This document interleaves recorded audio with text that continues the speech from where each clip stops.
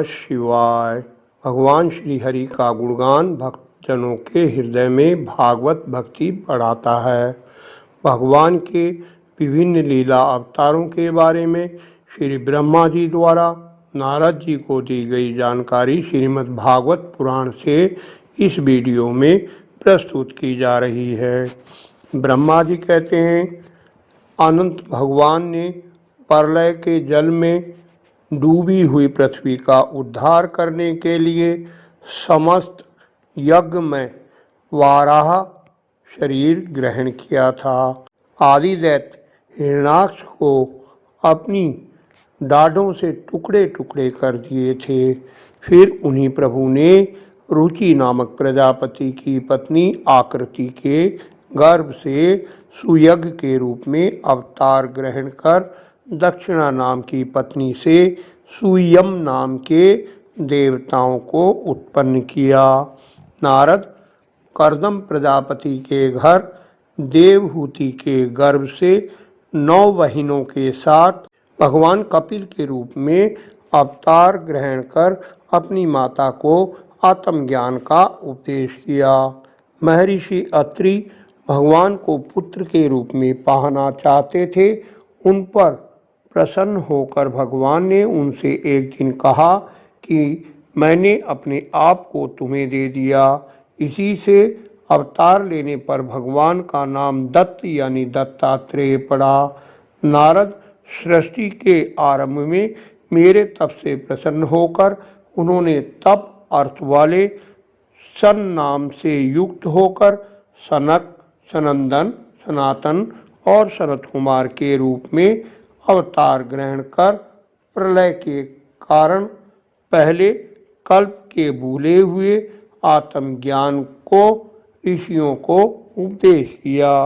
धर्म की पत्नी दक्ष कन्या मूर्ति के गर्भ से वे नर नारायण के रूप में प्रकट हुए। उनकी तपस्या का प्रभाव उन्हीं के जैसा है। इंद्र की भेजी हुई काम की सेना अप्सराएं उनके सामने जाते ही अपना स्वभाव खो बैठीं और भगवान की तपस्या में विघ्न नहीं डाल सकीं।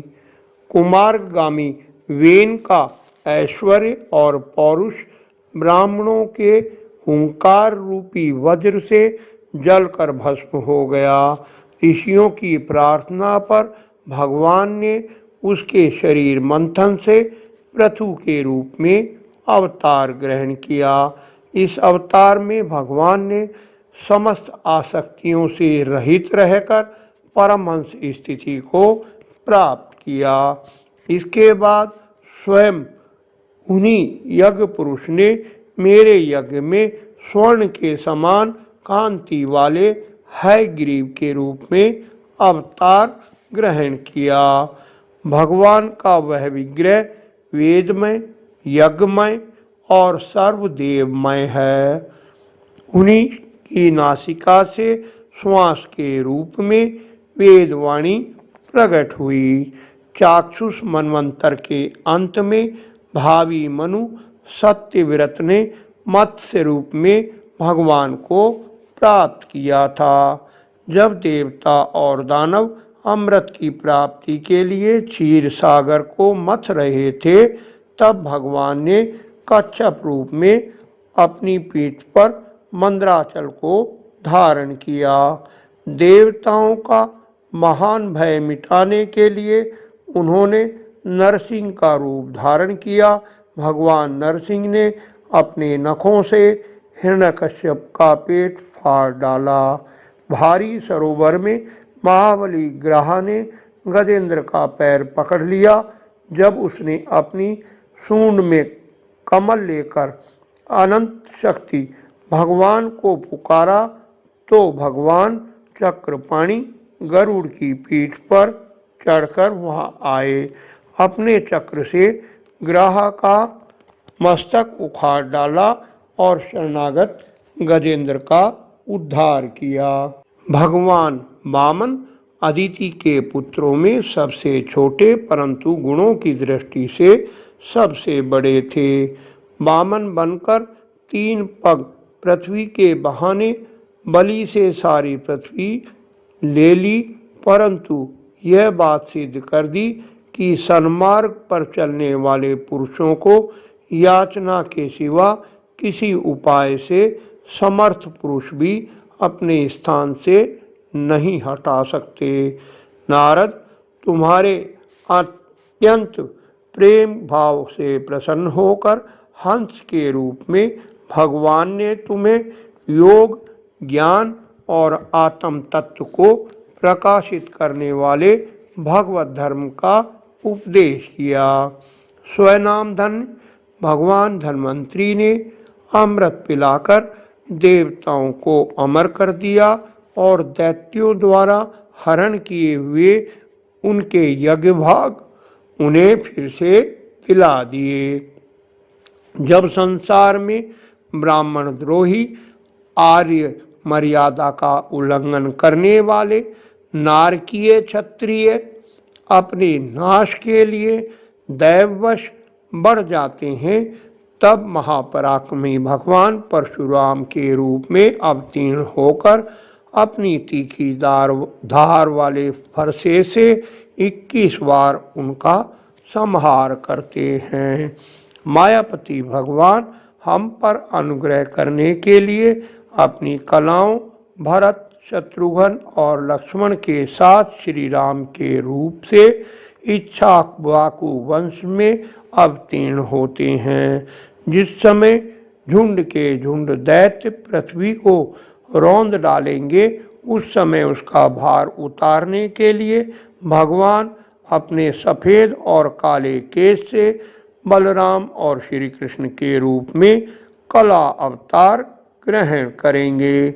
देवताओं के शत्रु दैत्य लोग भी वेद मार्ग का सहारा लेकर मय दानव के बनाए हुए अदृश्य वेग वाले नगरों में रहकर लोगों का सत्यानाश करेंगे। तब भगवान लोगों की बुद्धि में मोह और अत्यंत लोभ वाला वेश धारण करके बुद्ध के रूप में बहुत से उपधर्मों का उपदेश करेंगे। कलयुग के अंत में जब अधर्म पापाचार बढ़ जाएगा, तब कलयुग का शासन करने के लिए भगवान कल की अवतार ग्रहण करेंगे। परमात्मा का वास्तविक स्वरूप एक रस, शांत, अभय एवं केवल ज्ञान रूप ही है। न उसमें माया का मल है और ना तो उसके द्वारा रची हुई विषमताएं ही हैं। वह सत और असत दोनों से परे हैं। बेटा नारद, संकल्प से विश्व की रचना करने वाले श्री हरि का मैंने तुम्हारे सामने संक्षेप में वर्णन किया है।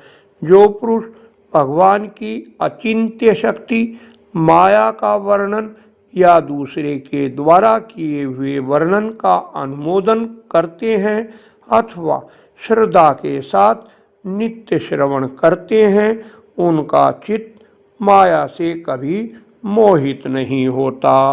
बोलो श्री कृष्ण भगवान की जय। आशा है वीडियो आपको पसंद आई होगी। लाइक करें, अन्य मित्रों से शेयर कर धर्म के भागी बने। निरंतर जुड़े रहने के लिए चैनल को सब्सक्राइब अवश्य कर लें। धन्यवाद। आपका कल्याण हो।